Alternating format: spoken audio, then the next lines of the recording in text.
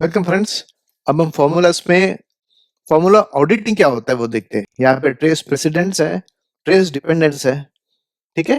फिर remove arrows, show formulas और कुछ एक्स्ट्रा फंक्शनैलिटीज है, वो सब देखते हैं हम, ठीक है।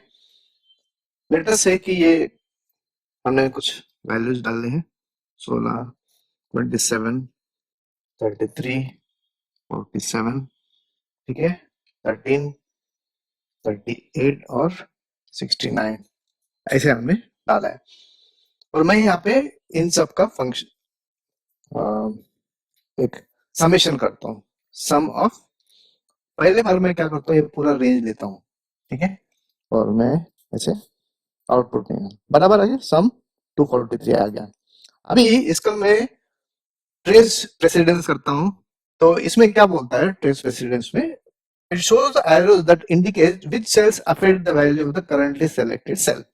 तो इस सेल को का वैल्यू जो है अभी वो किस सेल्स पे डिपेंडेंट है, और अगर इसका जो प्रेसिडेंट सेल्स है उनमें चेंजेस किया तो ऑब्वियसली ये भी चेंज हो जाएगा, ठीक है। तो ये दिखाएगा, ये देखो कैसे दिखाया, ये पूरा रेंज को इससे कनेक्टेड है, इस सेल से।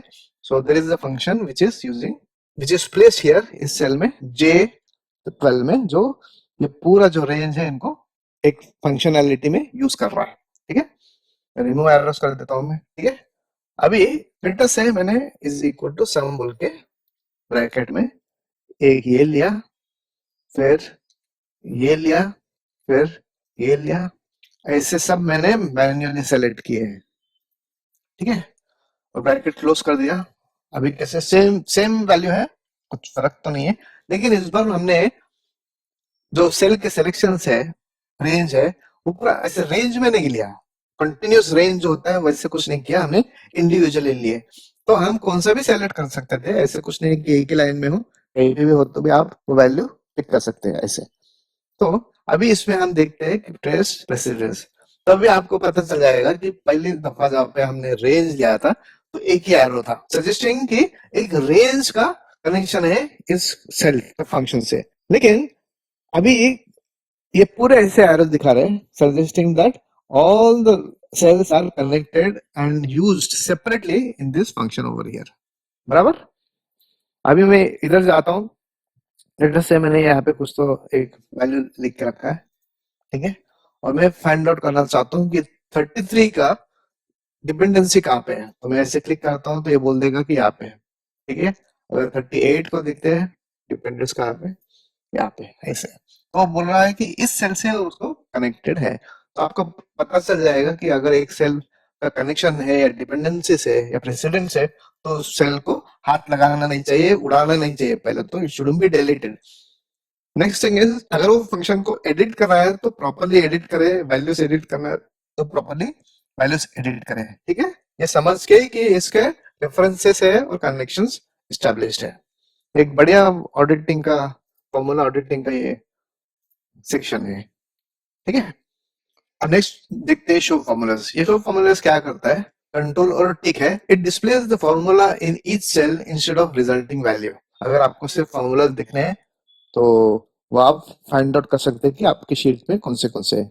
जनरली ये व्यू में अपना फॉर्मूला बार, ये बार जो है फॉर्मूला का, ठीक है, ये होता है। और मैं इसको अगर निकाल देता हूँ या किसी ने निकाल दिया तो आपको फॉर्मूला बार दिखेगा नहीं, ठीक है।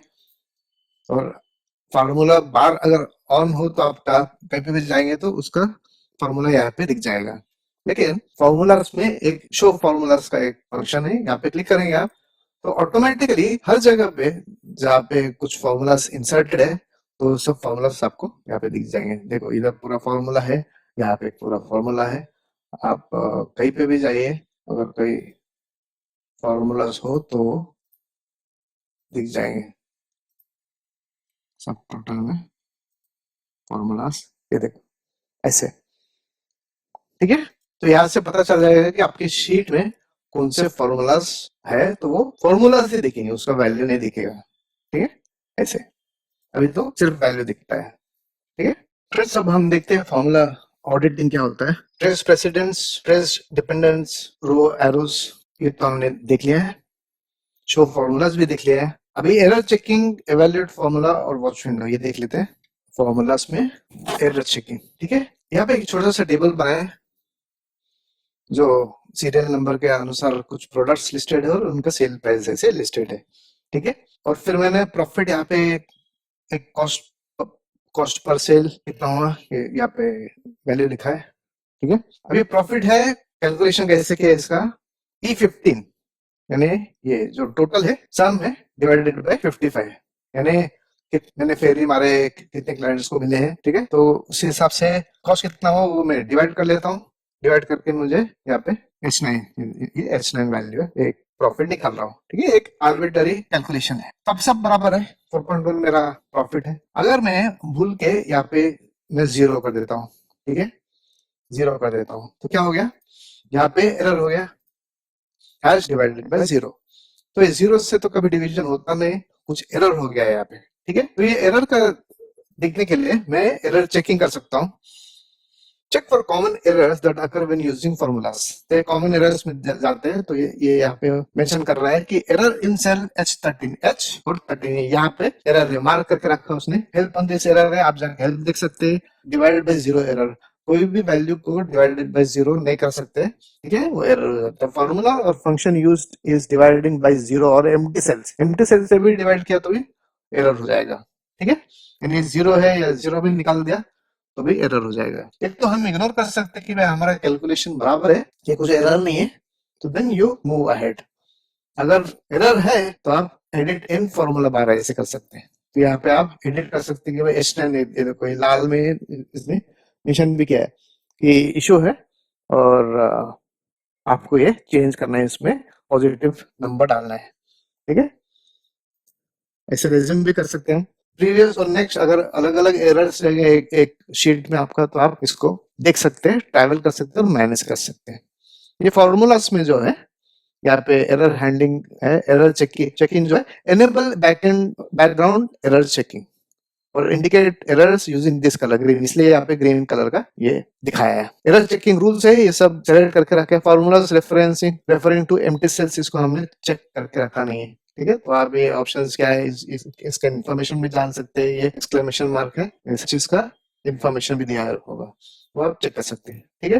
तो रिज्यूम कर दें और फिर आप बोले शो कैलकुलेशन स्टेप्स। तो कैलकुलेशन स्टेप्स में बोल रहा है कि वैल्यूएशन 226 डिवाइडेड बाय जीरो हो गया तो ये इशू है, तो एवेल्युएट करो।